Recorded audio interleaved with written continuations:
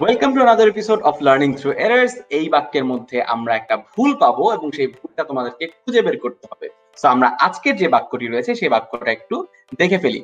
আজকের বাক্যটা হচ্ছে after George had return to his house he was reading a বুক।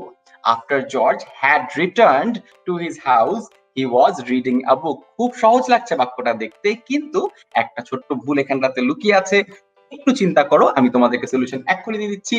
চিন্তা করার জন্য আরো সময় দরকার হয়, ভিডিওটাকে পজ করতে পারো। লক্ষ্য করো, এই বাক্যটার মধ্যে ভুল যেখানটাতে হচ্ছে তা হচ্ছে হি ওয়াজ রিডিং। হতে পারবে ভুলটা কেন হচ্ছে? ভুলটা মূলত হচ্ছে এই বাক্যের টেন্সের কারণে। এই বাক্যের টেন্সটা আসলে কি? এই বাক্যের টেন্সটা হচ্ছে past perfect tense. Past perfect tense আমরা কখন ব্যবহার করি? যখন আমাদের অতীতের দুটো ঘটনা নিয়ে আমরা কথা বলতে চাই। সেক্ষেত্রে একটা ঘটনা আগে ঘটেছে এবং আরেকটা ঘটনা পরে ঘটেছে, কিন্তু দুটো ঘটনাই অতীতে ঘটেছে। তো আমরা সেটাকে কিভাবে করে সাজাই?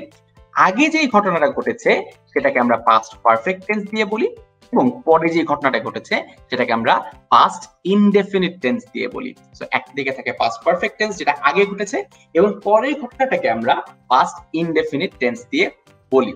এই বাক্যটা খেয়াল করো, after George had return to his house. তো দুটো ঘটনা ঘটেছে, জর্জ বাসায় ফিরেছে এবং জর্জ একটা বই পড়েছে। তো এই দুটো ঘটনা ঘটেছে। এখন আমরা আগে কোন ঘটনাটি ঘটেছে? জর্জ আগে বাসায় ফিরেছে। তো আমার আগের ঘটনাটাকে পাস্ট পারফেক্ট টেন্স দিয়ে বলার কথা, আর পরের ঘটনাটাকে পাস্ট ইনডেফিনিট টেন্স দিয়ে বলার কথা।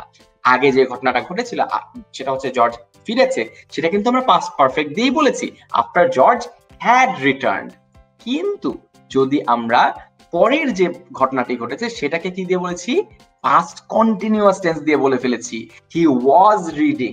সেক্ষেত্রে আমাদের বাক্যটা কিন্তু পাস্ট ইনডেফিনিট দিয়ে হওয়ার কথা ছিল। অর্থাৎ আগে যা হয়েছে, পাস্ট পারফেক্ট টেন্সের ক্ষেত্রে যেটা আগে হয়েছে সেটা দিতে হবে পাস্ট পারফেক্ট টেন্স, আর পরে হয়েছে সেটাকে দিতে হবে পাস্ট ইনডেফিনিট টেন্স।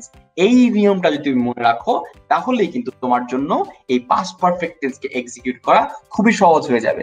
তাহলে এই বাক্যের সঠিক উত্তর কি হবে? After George had return to his house he read a book. এটা কিন্তু হি রিড আ বুক না, এটা আবার প্রেজেন্ট ইনডেফিনিটে চলে যেও না। রিড এর পাস্ট টেন্সও কিন্তু হি রেড আ বুক।